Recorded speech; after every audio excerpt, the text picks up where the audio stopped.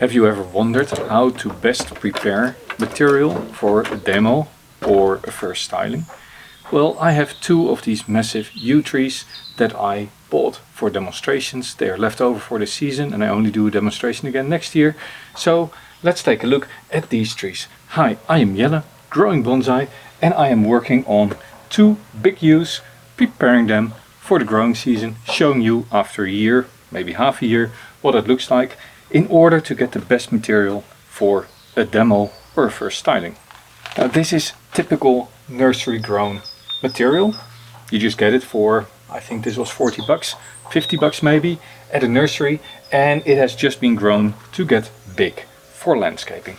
I don't want it big for landscaping, I want it nice and compact for bonsai, and that poses a few challenges. What you can see here already, the lower branches are all very weak, and that is actually what I want to create my bonsai with.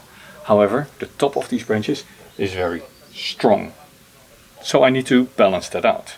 The challenge is, if I leave this in the pot and I let it grow for another year, this trunk will fatten up considerably. Cutting it off will mean that the trunk will stop fattening up. So what do? I take a balance between two approaches. Basically, what I'm doing now is creating pre-bonsai. So this is rough nursery stock, and I'm doing some strategic pruning, you might say, to get the best out of this material. And the first thing I do is decide where might I eventually want to have my future front. Well, you can see here in this tree there is a whole combination of branches all at the same height. And that is of course quite natural, right? In the nursery they just take cuttings, they plop them in small pots, and once they start growing they might just clip off the top, and then whatever comes. This makes for a nice full tree, a big bush to plant in the garden. But I don't want to plant it in the garden, so I am going to have to decide what am I going to keep and what am I going to toss. Now if I turn this around a little bit, you see there's a tiny little branch here at the base. And just for overview's sake, this is never going to be my trunk because the transition between the small one and the big trunk is way too big. So I'm just going to now clip this off so we can better see what happens at the lower part of the trunk. We now already have a little bit of light here. I have identified this as one nice continuation. It is fairly young, but from this branch into the trunk it looks quite natural, pretty much from the angle that you're looking at now. Let me turn it a little bit more, just like this. That would mean that everything that falls behind this is too much. Now what do we also note, however, is that the trunk here gets a lot smaller here at the base. So maybe there are better viewing angles than this one. But this branch, lots and lots of nice low foliage. I could prune a few of these longer whips back a little bit, but for the rest I don't need to do very much. I can just let this grow, fatten up, and then this transition will be better as well. But let me look at some other angles as well. So this is the front. I've now put it on a turntable and I can just turn it around a little bit. And if I take this more as the front, then I still have these nice young branches here, transition into the trunk, but this looks very much fattened up. However, if I could remove this, then it would look quite natural. And in fact I can. If you look at the bark, can I make that clearer? You see here a difference in bark. This is basically the separation between whatever comes from here and whatever comes from there that sits here on this line in the bark. So in theory I could cut this bark here and make this in a small gin, with that losing this taper, and looks a lot more natural taper in this base. So this is actually the sort of angle that I'm going to go for when I'm repotting it later on. That also means I don't want this to fatten up more. This is just going to affect this transition more, so I'm going to make this a lot smaller. What I'm doing when I'm making this a lot smaller is effectively removing all this foliage that sits up here. And that is okay, because that will give this a lot less shade. I am however not sure how big the gin is going to be, so I'm just going to first remove part of this, just these long whips here. Now this is already cleaning it up. I'm not sure about this branch. I think I'm not going to use it, but I'm going to leave it in place just a little bit. Everything that sits on here can go. And now already the tree is a lot emptier, right? This might actually be a nice long gin later on, so I'm going to keep it alive, but not with a lot of foliage on it. Then I'm going to turn around further, and this branch is also on the back. Does it hurt to leave it? Actually no, it doesn't really. What I can do is I can remove these inner branches that sit here, and I just open up therefore the crown, just like this. And here, just like this. Now wind and sun can enter from all sides. If I now keep rotating, as mentioned, there's a whole cluster of branches. I have these 2 branches. And what do they actually do for the tree? Well, at the moment, this taper is caused partially by these 2 branches that are filling up the base. So I don't really want to lose them. On the other hand, once I remove this would get more traction. I can create a tiny little gin here, and I can push the sap flow so that it really fattens the base. So I want to make a nice little indentation at the base. I'm going to remove this long one completely and make it into a start of a gin. And you see the sap flow from the big one in the back go around. So that comes from here and it comes from there. So if I now remove this one in the middle and I open the bark up over this area, then the sap flow will be forced more along this side. And with that, if you look from the future front, this will therefore fatten up. I'm going to bend it down and break. What this does is that you don't get this ugly scar, and this is of course how branches break in nature, right? If a branch breaks, it always comes down. Now yew is quite tough, so it takes a bit of force. I'm not too worried about the bark scarring, because I was going to make a gin and shari here at the base anyway, because this is exactly what I'm after. Now I can just lift this, widen it, make this sap flow that sits here less important for the tree, just like that. And on the other hand, on the other side, I'm just going to take a very deep cut all the way up to the base of this branch, over, and then hopefully I can just lift the bark off completely. And this way, by going around, I create a new sap flow for the tree that helps widen the base from the future front. And this scar here that I'm creating now will hopefully in a year's time have some callus formation going on, and with that look more natural. The edges here, right? I don't want to go all the way to soil level. The lower you pull your gins, the more risk there is of rotting. There we go. Can do a little bit more work here, but I should actually get my gin pliers. As said, this is quite rough wood. Let me get some gin pliers and do this properly. Split and grab and pull, and now you have a rough gin in place that just is allowed to age naturally further. And now in just a couple of minutes we've created a tree that is ready to grow out a little bit more. And then once done, roughly with this as front, I have all this nice material here, and I might actually prune it once or twice later in the year to really get this compact foliage to go. The long branches in the back will still aid in further fattening up, but won't shade out all the foliage that I want to keep here.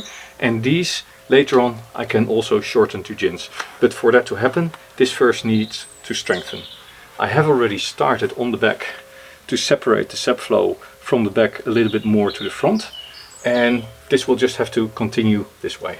Now I'm just going to put it back into the garden. I'm going to fertilize it heavily, of course, and make sure it stays well watered. I already lifted this from the pot. You can already you can see here on the surface there's all this webbing, all this mesh. This is the netting that it came in. Although it was potted in these containers, the containers were all the way full. The plant was sitting deeper, and basically it was covered up to here with substrate. So I've already removed quite a lot of substrate from this a couple of weeks ago. There's a bit of new substrate in the bottom. This has plenty of space to grow, and now it is just a matter of letting summer do what summer does. Let's grab the other one. Pretty much the same story as the previous one. It is a big bush. There's a trunk with, I'm not sure whether you can actually see, but there's multiple side trunks in here.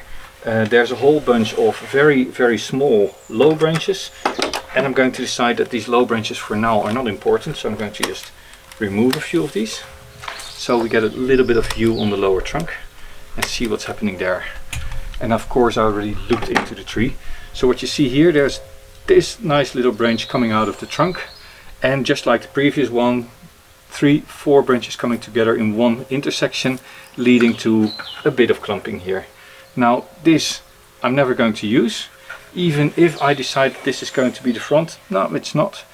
It is just an ugly straight line from the roots and is not in connection with the rest of the trunk because it thins so much here. So I don't really like this. Turning it around, I like this view much better, and you can't see it really very much, but this big trunk I'm not going to need. So I'm just going to remove this now and give it a little bit more space to work. And really there's no thinking about it, just removing it. 1, 2, 3, 4, 5, 6, 7. I see 7 rings in there, so 7 years old. Notice I have left these side branches here because I might want to do something with gins here. But this is actually competing with what's happening on the other side. But I am going to remove it a little bit. And now I was saying that this could become my new front. That also means that something very long like this is not really of much use. This is one that I'm going to leave in place because it aids in fattening up the base. And if I turn this back, provide you a bit of a closer view. This is now my intended front with quite a nice taper in the trunk line. And these all have nice smaller branches. Then I have this big cut area here in the back. That's going to be a gin. I still need to decide whether this is going to be a branch that I'm going to use in the design or not. I think I might actually. But that means that it is way too long because it will fatten up too much. So the lower trunk. This is the intended new trunk line, one of these branches here. This is not going to be a trunk line, so I'm removing all this small stuff that is growing here at the base. That is just shading out things in the back. That's just shading out things on here. And this way it will get nice, lots of light, and it can grow. This whole thing I don't think I'm ever going to need. So also here I'm just going to reduce it significantly. I'm not going to kill it off because I want the whole lower trunk to live. But this way this gets lots and lots of space to grow. Now ideally I could bend these down, but I can't. I can just hope that there's young branches coming to come out. Let's thin this out a little bit, because there's lots of very small things cluttering it up. Here again I have 1, 2, 3, 4, 5 branches coming together. So let's reduce that now. This is significant amounts of foliage that I'm removing, right? But this is a yew, and yews can take this quite well. The one in the back or the one to the side? I'm going to go and take this one off. Not much left of this tree, but this has now plenty of space to grow out, to fatten up. I'm removing the growing tip to really aid in lower growth. And now of course you see that I can't really work on this tree for the next year. This really now needs to get bushy again. And that was another 5-minute prune, 10-minute prune. And I am sure that there's lots of people that now realize, okay, he has butchered the tree. But let's wait, let's wait this out. Let's see where this goes. I could of course now take a bit of wire and put a bit of shape in here already. Maybe I will do that. And bring this one down already with a tension wire, that this really sits at a nice horizontal angle. But maybe I just let the tree do what the tree wants to do. This will continue to aid in fattening it up, and whenever I make a gin out of it, it's not a problem. This is going to be the base. This is going to stay alive so I can gin it later on. Yeah, let's just put this back into the sun, let it recover and grow, and see you in a couple of months. Right, we're headed into winter. It's November, and these yews, they've actually done pretty well.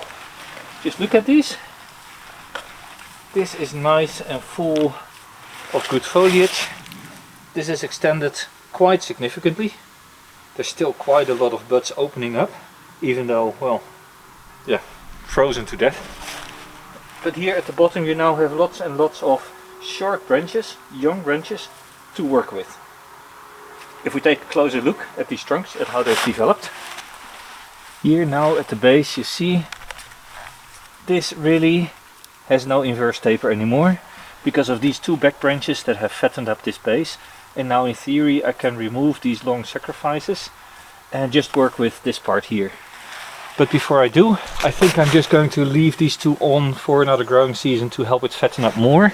I do want to, however, keep this a little bit in check because this is what I want to form my tree with. So the long extensions here I'm just taking out. This will aid in strengthening these lower branches down here, and therefore I have more young material later on to work with when I start designing my bonsai. I don't have to remove a lot of critical branches, and with that I now have very nice starter material. Just imagine this all gone. You build your tree with these two branches. Here also you see there's a lot of green material here. I need to check, I think this was roughly the front of the tree. And also here the inverse taper is almost invisible now. Another year, that would be good. But then I have all this material here to really build my tree from. And this is just a long sacrifice, fattening up here the base. Again here, let's keep this a little bit in check. Don't want it to grow all this big. I want lots of ramification, lots of little side branches down low for the styling. But I don't want long, old, fat branches. Right. So I'm not going to style it again this year or the next year. This will grow out for another season to really get a nice fat base. This can then go and this will become my little tree. Now I have a few trees sitting here. This is a Chinese elm. What am I saying? This is a Chinese juniper, all overgrown with weeds. I really should clean this out better during the growing season, because now it's just messing with the soil. But this is also one. It has two trunks, and at some point I think I'll wire this trunk out, use this as a continuation, as a sacrifice to fatten the base here, and put some movement in to get a nice compact tree here. I have this very fat tall juniper sitting here. This is a Parsons juniper, so it's quite coarse in growth. It's nice and tall. The trunk is not all that big, but I'm thinking about going literati style, making it a very tall, slender whip sitting somewhere at the entrance of my bonsai. Not sure what I'm going to do. It's not really beautiful foliage. Maybe I'll just have to graft it. Anyway, this was Jelle. A little bit of an insight on how you can prepare regular nursery stock to develop a bonsai if you take the time. So take a few years to do this sort of work, you have a better base, and then you develop a better bonsai. Keep growing bonsai.